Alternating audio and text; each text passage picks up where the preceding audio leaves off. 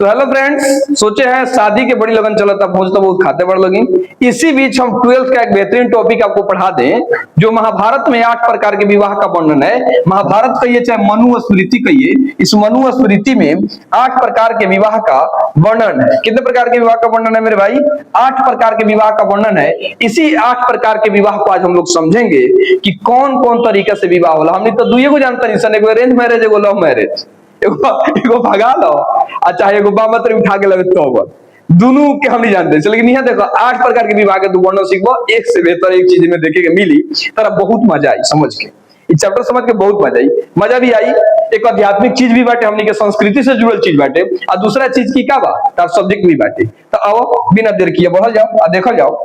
सबसे पहले आ जा कि ऑब्जेक्टिव क्वेश्चन ये पूछी कि मनु स्मृति में चाहे महाभारत में कितने प्रकार के विवाह का वर्णन है? कहिएगा 8 प्रकार के विवाह का वर्णन है।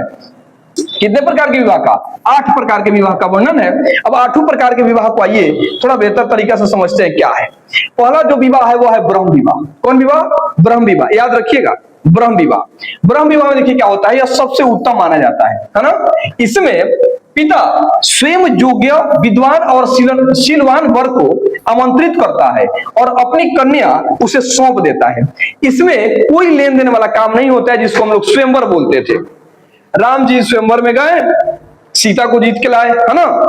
अर्जुन गए, द्रौपदी को जीत के लाए। तो ऐसे विवाह को हम लोग क्या कहते हैं? ब्रह्म विवाह कहते हैं। इसमें निमंत्रण दिया जाता है और अच्छे वर पिता खोजते हैं। जैसे यहाँ पे देख लीजिए, ये जो फिगर लगाया गया है आपके ब्रह्म विवाह का वर्णन है। तो ब्रह्म विवाह सबसे उत्तम विवाह माना जाता है, इसका नाम है ब्रह्म विवाह, है ना। चलिए, आई थिंक आप समझ चुके होंगे। ब्रह्म विवाह में पिता जो होता है एक योग्य वर खोजेगा और अपनी बेटी उसे सौंप देगा। इसमें किसी प्रकार का लेन देन दहेज वाला मैटर ना रहेला, इसको ब्रह्म विवाह कहते हैं। चलिए दूसरा विवाह देखिए। दूसरा विवाह आपके सामने है दैव विवाह।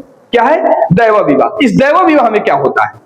इसमें होता है कि पिता एक अनुष्ठान करते हैं, पूजा पाठ, और उस अनुष्ठान को संपन्न कराने वाले जो ऋषि होते हैं, कौन होते हैं? ऋषि, जिसको पुरोहित कहा जाता है।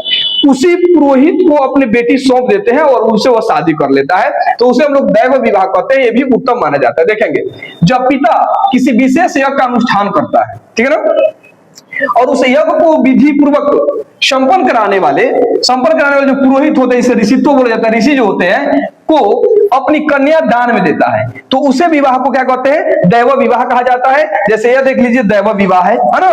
दैव विवाह का फिगर आपको लगाया गया है, समझ में आया ना।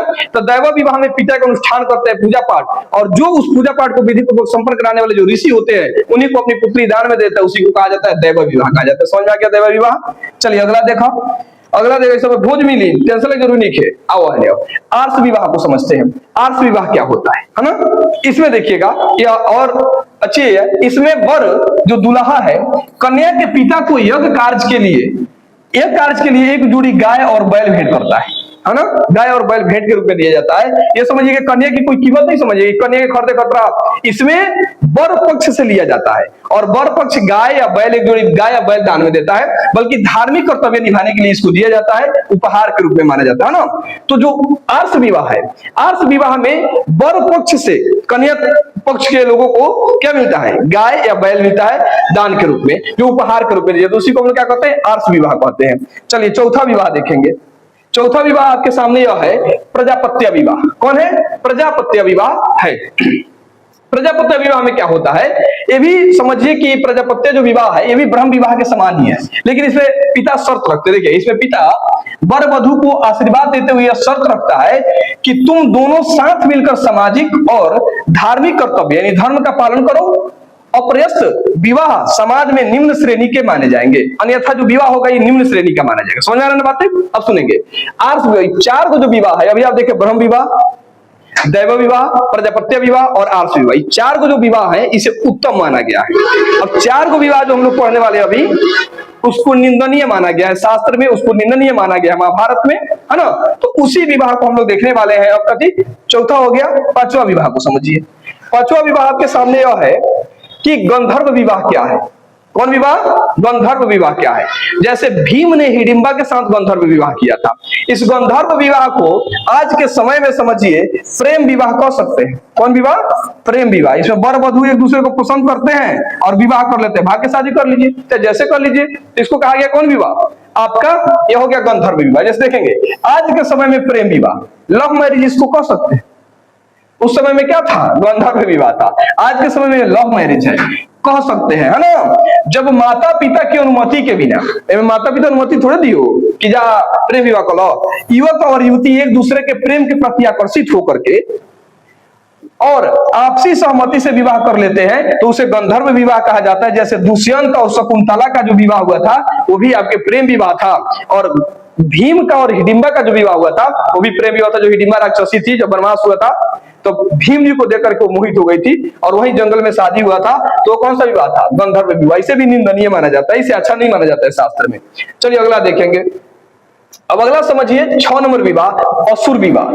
नामे देखो कितना खतरनाक, असुर विवाह। सभी खतरनाक खतरनाक सब विवाह था, सब निंदनीय माना गया था। असुर विवाह में समझे क्या होता है, इसमें वर पक्ष कन्या के परिवार वालों को धन या संपत्ति देकर कन्या को खरीदता था, जबरदस्ती खरीद लेता था, पैसा देकर के दे दिया, पैसा देकर के खरीद लिया, है ना। यानी कन्या का सौदा करना असुर विवाह कहलाया, है ना। कन्या का सौदा करके उसे विवाह कर लेना असुर विवाह कहलाया। ये तो अच्छा बात नहीं है। आजकल ऐसा कहीं कहीं जगहों पे होता है, लोग पैसा देकर के खरीद लेते हैं, जैसे एक राज्य से दूसरे राज्य में शादी हो रहा है, ऐसे हो जाता है।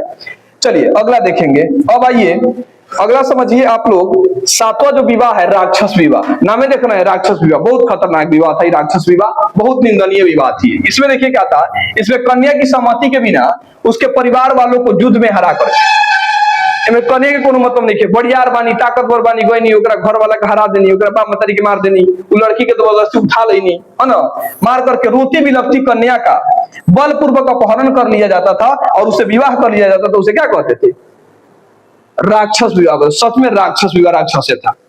इसमें कन्या का कोई मतलब ही नहीं है, वह कन्या बेचारी अबला बन करके, कमजोर बन करके उसके आ रही होगी। तो इसमें क्या होता था, कोई इसमें कन्या को क्या करता, बिना सहमति के उसके परिवार वालों को मार दे, हरा दे युद्ध में, उसके मई पर मार दे, लड़की को जबरदस्ती उठा ले, ला करके शादी कर ले बलपूर्वक, उसको कहा गया राक्षस विवाह। बहुत खतरनाक विवाह था। चलिए अगला देखेंगे। ऐसा ससुरावरी खराब रहे, 50 विवाह। क्या बात है, 50 बोले बड़ा, राक्षस बोले बड़ा, असुर बोले बड़ा, जानवर बड़ा, जानवर। तो जानवर वाला विवाह, जानवर वाला 50 विवाह देखिएगा। ये भी 50 विवाह सबसे खतरनाक विवाह था, धूर्त था। देखिएगा यह सबसे अधम और निकृष्ट श्रेणी का विवाह था, सबसे खराब, सबसे घटिया किस्म का विवाह था। इसमें और खतरा देखिए, इसमें सोई हुई नशे में धूत या मानसिक रूप से अस्वस्थ स्त्री के साथ छल या जबरदस्ती, बताइए, संबंध बना करके उसे विवाह कर लेना, विवाह करने के लिए मजबूर करना। भाई कोई मानसिक स्थिति से खराब और लड़की है, चाहे वो सोई हुई है, उसे धोखा करके जबरदस्ती उठा करके उसके साथ शारीरिक संबंध बना लीजिए और उसे शादी करने के लिए मजबूर कीजिए, उसको कहा गया कौन विवाह, 50 विवाह। नाम था सबसे निकृष्ट विवाह था, सबसे खराब विवाह था। आप समझ चुके होंगे कि महाभारत में कुल 8 प्रकार के विवाह का वर्णन है और 8 बिल्कुल आप लोग बढ़िया तरीके से समझ चुके होंगे। लेकिन अभी वर्तमान में हम लोग देखते हैं कि 2 ही रूप प्रचलित है, एक प्रेम विवाह है, अरेंज मैरिज, और एक लव मैरिज। एकदम भोज उड़ाइए, है ना, तो एकदम चल बना। यह था महाभारत का विशेष रूप से टॉपिक था, जो आपके 12th क्लास में बिल्कुल पूछा जाता है, और इसके साथ ही साथ हम लोग धर्म से जुड़ी चीजें तो जानना बिल्कुल जरूरी है। तो चलिए हम फिर मिलेंगे आपसे नेक्स्ट क्लास में, तब तक के लिए जय हिंद, जय भारत, बेस्ट ऑफ लक।